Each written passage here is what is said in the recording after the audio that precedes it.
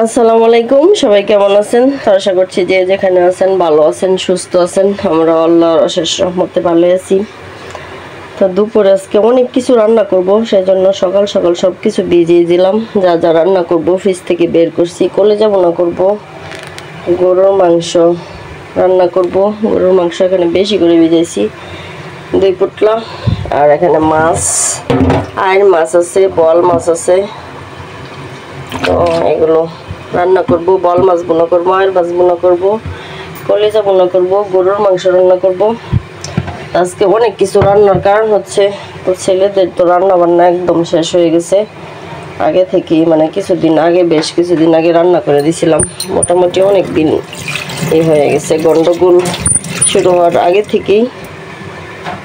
তো আজকে রান্না বান্না করতে হবে, তো ভাবলাম বেশি বেশি করে আজকে সব কিছু দেখি কতটুকু করা যায়।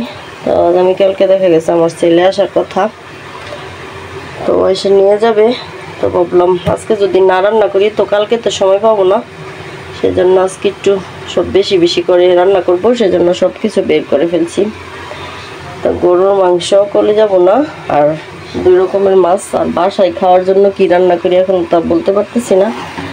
আর ভাতের জন্য যে চাল ধুয়ে নিছি, ভাতটা বসায় দিব প্রথমে। তো আস্তে আস্তে এগুলো বরফ ছাড়লে তারপর অনেক কাটাকাটি, তো কাটাকাটি শেষ করে তারপর এগুলো বরফ ছাড়লে তো আস্তে আস্তে বসাবো। তো বাসার জন্য আর কি রান্না করি এখন আমি বলতে পারতেছি না। তো আস্তে আস্তে এগুলো বরফ ছাড়ুক, এগুলো আস্তে আস্তে রান্না বান্না করি, তারপর দেখা যাবে একটা একটা করে। তো সম্পূর্ণ ভিডিওটার সাথেই থাকেন, আশা করছি ভালো লাগবে। তারপর তো সব কেটে কুটে একদম রেডি করে নিছি। আর প্রথমে আয়ের মাছটা ভালো করে হলুদ মরিচ আর লবণ মাখিয়ে নিতেছি। তো এটা ভেজে তারপর ভুনা করব, যেহেতু ফ্রিজে ছিল, কিছুদিন আগেই নিয়ে আসছিল, 2-3 দিন হবে। তারপর আমি ভেজে রান্না করতেছি, যেহেতু ওরা ওইখানে নিয়ে আবার গরম করে খাবে সেজন্য। তো লবণ মরিচ মাখিয়ে তারপর অল্প একটু ভাজবো, বেশি না, হালকা। কড়াই তেল দিয়ে দিছি, কড়াইটাও গরম হয়ে গেছে। এখন মাছগুলো দিয়ে দিই।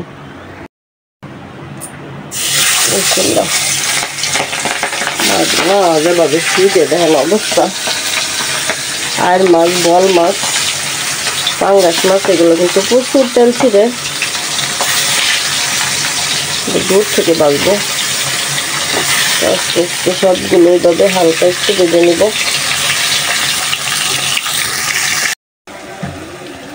তো মাছগুলো ভেজে তারপরে যে মশলাটাও ভালোভাবে কষায় নিচ্ছি আর মাছের ভুনার জন্য।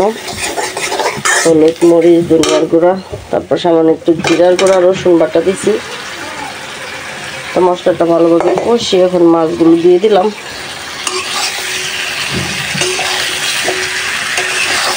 যেহেতু মাছের পরিমাণ একটু বেশি, সেজন্য মাছটা একটু কড়া কড়া করে বাড়ছি, যেন না ভেঙে যায় নাড়াচাড়া করলে।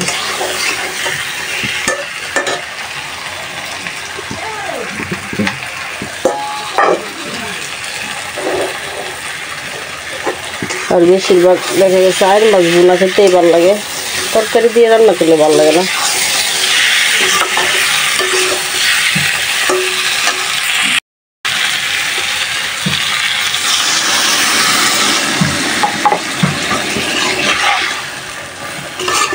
আর একটু পানি লাগবে মনে হইতেছে। নামানোর আগে কয়েকটা কাঁচামরিচ দিব, আজকে বাসায় ধনিয়া পাতা নাই, থাকলে দিতাম। মাছের বোনাটা আস্তে আস্তে হোক। আর এদিক দিয়ে আমি মাংসগুলো বরফ ছেড়ে দিছে, কলিজা ফেসপা একসাথে বোনা করবো। তো এগুলো কেটে কুটে রেডি করি।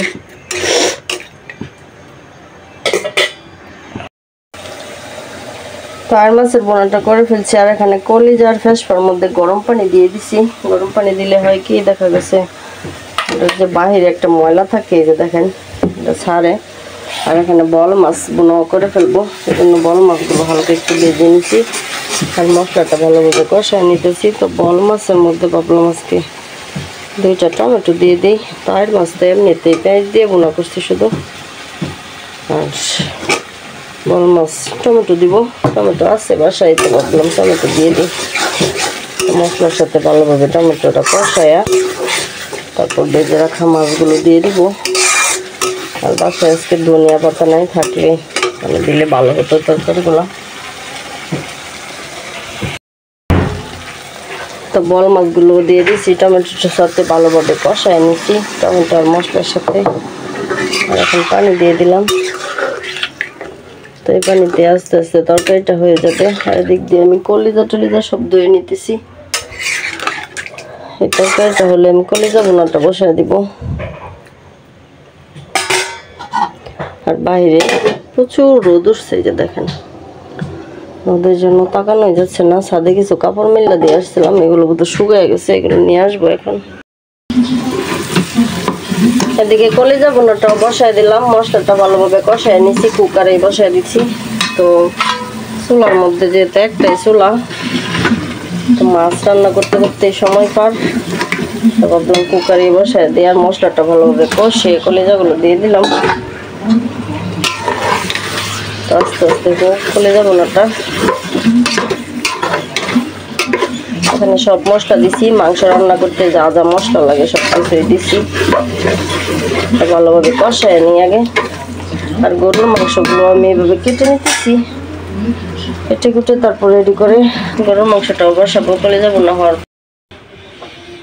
কলিজা বোনা হয়ে গেছে। আর মাংসগুলো এখানে ধুয়ে পরিষ্কার করে নিছি কেটে।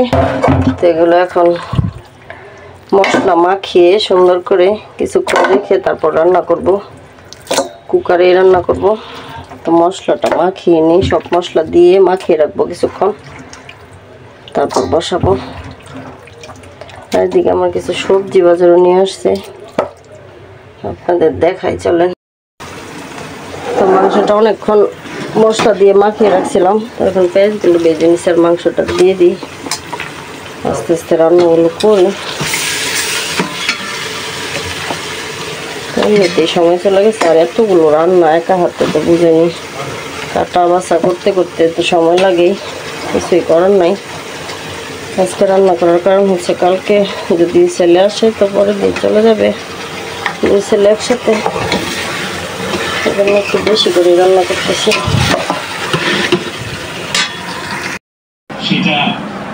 তো মাংসের তরকারি তো বসায় দিছি। আর এখানে কিছু সবজি বাজার করা হয়েছে, ধনিয়া পাতা, কাঁচা মরিচ। আজকে যেহেতু বুধবার দিন আমাদের এখানে হাট বসে, তো হালকা পাতলা কিছু সবজি বাজার করা হয় বুধবার, সাপ্তাহিক একদিন। এমনিতেও যখন লাগে তখন করা যায়। আর এখানে ডাটা আছে, মূলা, আর বেশি করে পেঁয়াজ নিয়ে আসা হয়েছে 5 কেজি। পেঁয়াজ আনতে বলছিলাম কারণ পেঁয়াজই বেশি লাগে আমার। আর মূলার সাথে দেখা যায় শাকও আছে, শাকগুলো কেমন জানি আল্লাহ জানে, খাওয়া যায় কিনা দেখি। এগুলো এখন গুছাই তারপর ফ্রিজে রাখি। তো এক হাঁড়ি গরুর মাংস বসাই দিলাম কুকারে। মশলাটা ভালোভাবে কষিয়ে মাংসগুলো ভালোভাবে কষায় নিছি। আর এখন ঝোলের জন্য পানি দিব, বেশি ঝোল রাখবো না, একটু বোনা বোনা করবো তরকারিটা। সেই আন্দাজেই পানি দিব। তো রান্না বান্না সব শেষ। গরুর মাংসটা হলে রান্না শেষ করে যাব না করলাম। গরুর মাংস 2 জাতের মাছ বোনা করছি, তো দেখলেন। আর এখন মাংসটা কষায় নিচ্ছে, এখন পানি দিয়ে দিব। জানির আব্বু খাইতেছে, জানির খাওয়া শেষ, জানিরে খাইতে দিয়েছিলাম আগেই। এখন শুধু আমি গোসল করবো, গোসল করে তারপর নামাজ পড়ে তারপর খেতে পারবো। এমনিতে বেলা অনেক হয়ে গেছে, কিছুই করার নাই। একা হাতে কাজ সব করতে গেলে এরকমই দেরি হবে। আর বাজারের দিন আমার একটু লেট হয়, বাজারটা রান্না গুছাতে হয়। আজকে তো মাছ আনে নাই, সেজন্য একটু আগে ভাগে কাজগুলো সারতে পারছি। আর ছেলেদের জন্য যেদিন রান্না করি ওই দিন আমার একটু বেশি ঝামেলা থাকে। আগামীকালকে দেখি আরও কিছু রান্না করবো। সুন্দরভাবে কষায় নিছি মাংসটা, এখন পানি দিব।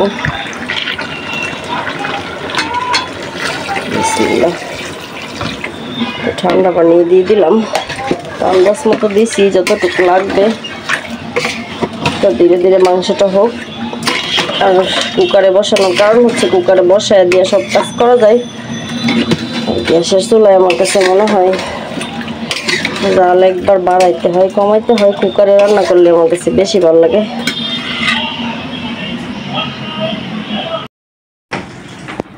তো দুপুরে খাওয়া দাওয়া করে একটু শুয়েছিলাম। এই যে দেখেন বানর চলে এসে, আরও আছে সামনে। তো মাত্র এই বৃষ্টি পড়ছে, যেমন জোরে বৃষ্টি পড়ছে, তো বোঝা গেছে কেমন জানি অনেকক্ষণ মানে থাকবে বৃষ্টি। তো তেমন বৃষ্টি হয় নাই, খুব কম, এই যে হালকা গুড়ি গুড়ি বৃষ্টি হয়েছে, এত বেশি না। ওই যে বানর আরও আসতেছে, দেখেন বিজ্জা টিজ্জা এগুলা কেমন হয়ে গেছে। আর আকাশ একদম অন্ধকার হয়ে গেছে, তবে আরও বৃষ্টি হবে মনে হইতেছে। যাই হোক, বৃষ্টি হলে ভালোই হবে। প্রচুর গরম ছিল, তো এখন বৃষ্টি হওয়াতে একটু মানে ঠান্ডা লাগতেছে। তো অনেক কাজ করছি আজকে, রান্না বান্না অনেক করলাম ছেলেদের জন্য, তারপর আবার অনেক কাপড় ধুইছি, গোসল করলাম, খাইলাম, তারপর আসলে নামাজ পড়লাম।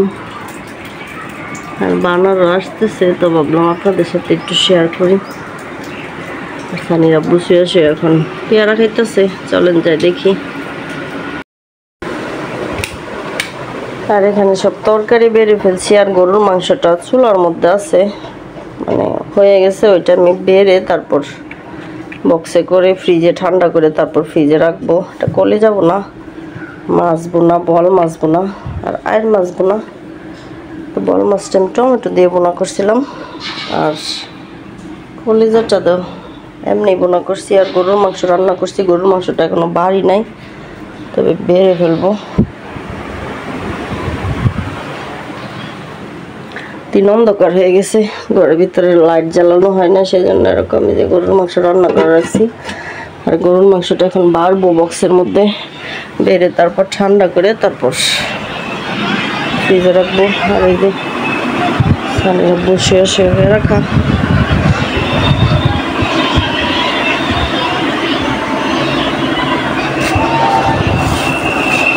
দেশি পেয়ারা তো বিচিগুলো একদম নরম। কালকে ভর্তা বানাইছিলাম, ভালো লাগছে। পেয়ারা ভর্তা খুবই ভালো লাগে আমার কাছে। আর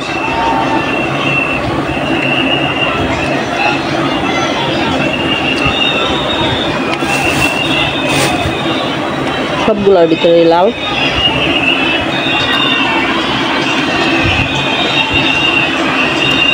এটাও লাল, সবগুলাই লাল।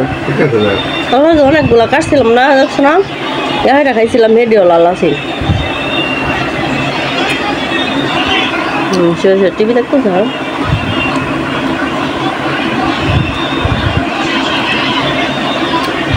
আজকের মতো এই পর্যন্ত, বিদায় নিচ্ছি। সবাই ভালো থাকবেন, আল্লাহ হাফেজ।